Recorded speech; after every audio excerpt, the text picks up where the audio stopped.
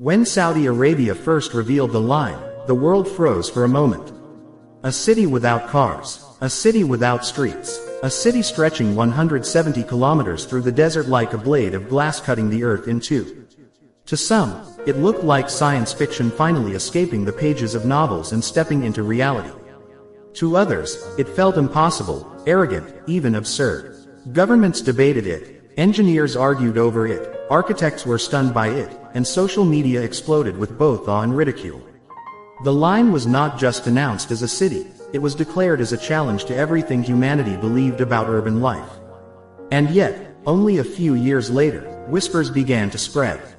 Construction slowed, budgets were questioned, deadlines quietly shifted, journalists asked dangerous questions, critics sharpened their knives, and suddenly, the unthinkable question emerged: is the line really dead?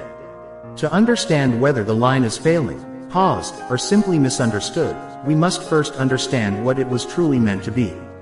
The line was not designed as a traditional city. It was designed as a complete rejection of urban history. For over 10,000 years, cities evolved outward in circles, roads, intersections, congestion, pollution, inequality. The line promised to erase all of that. Instead of expansion, it proposed compression. Instead of horizontal sprawl, vertical layering. Instead of cars, artificial intelligence. Instead of chaos, precision. The idea was radical. 9 million people living inside a mirrored structure only 200 meters wide, 500 meters tall, and longer than the distance between New York and Washington, D.C. Every essential service would be within a 5-minute walk. Transportation from one end to the other would take just 20 minutes via a high-speed underground system. Nature would surround the city, not be destroyed by it. Zero emissions, zero cars, zero compromises. But visionary ideas do not exist in a vacuum. They collide with reality, physics, politics, economics, and human behavior. Almost immediately, experts began raising red flags. Structural engineers questioned the feasibility of constructing a continuous mirrored facade across harsh desert conditions. Environmental scientists warned about the impact on migratory birds and desert ecosystems. Urban planners asked whether humans truly want to live inside a narrow, enclosed wall for generations.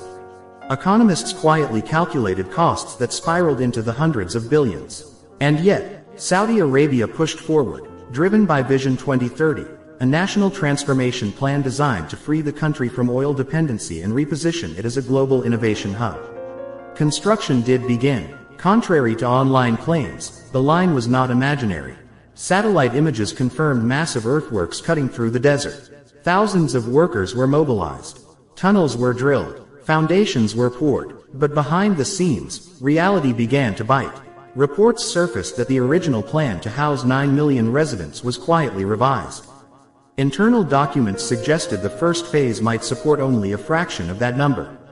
Completion timelines stretched further into the future. Some architectural firms reportedly scaled back involvement. And international media began using a dangerous word: downsizing.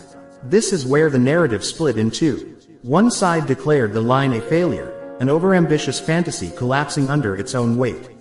Headlines asked if Saudi Arabia had finally met the limits of money and power. Critics compared it to past megaprojects that promised utopia but delivered disappointment. They pointed to ballooning costs, global economic uncertainty, rising construction material prices, and geopolitical tensions. They argued that even if the line could be built, it might never function as intended. A city designed by algorithms, they said, might forget the unpredictability of human life.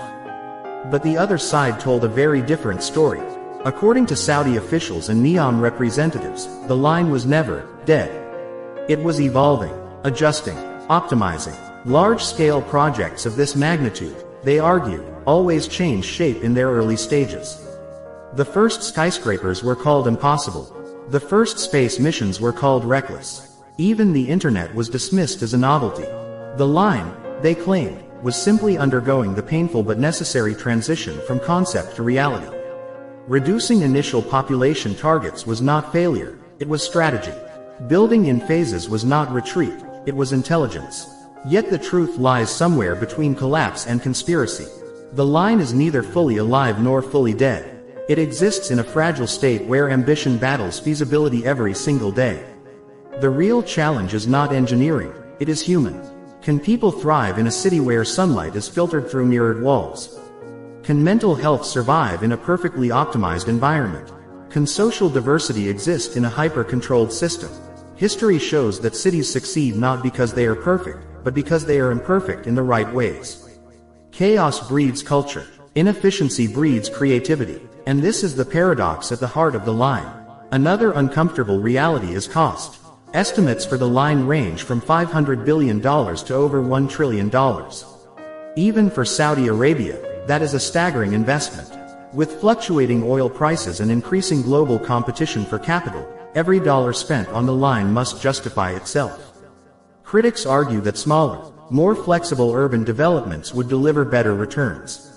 Supporters counter that the line is not just a city, it is a signal. A message to the world that Saudi Arabia is no longer content to follow, only to lead. There are also ethical questions that refuse to disappear. Reports from human rights organizations have raised concerns about worker conditions and displacement of local tribes. These issues have added moral weight to the debate, forcing global audiences to ask whether futuristic dreams can justify present-day suffering.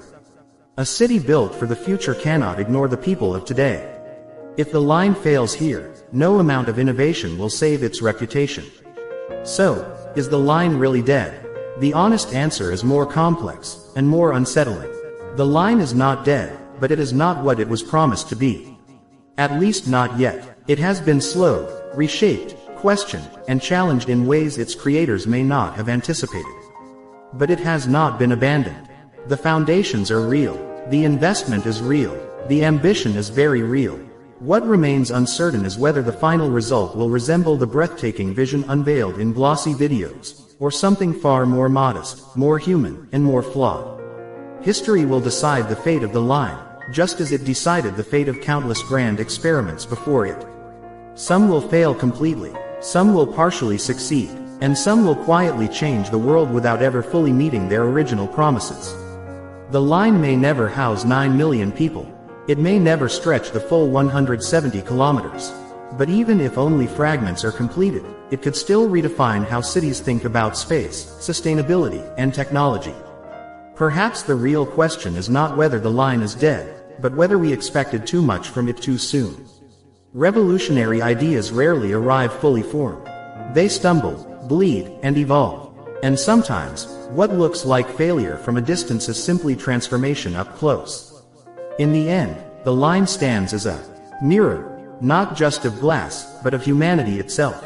It reflects our hunger for progress, our fear of limits, our obsession with control, and our hope that the future can be designed better than the past. Whether it becomes a living city or a legendary cautionary tale, one thing is certain, the line has already changed the conversation. And that alone means it is far from dead.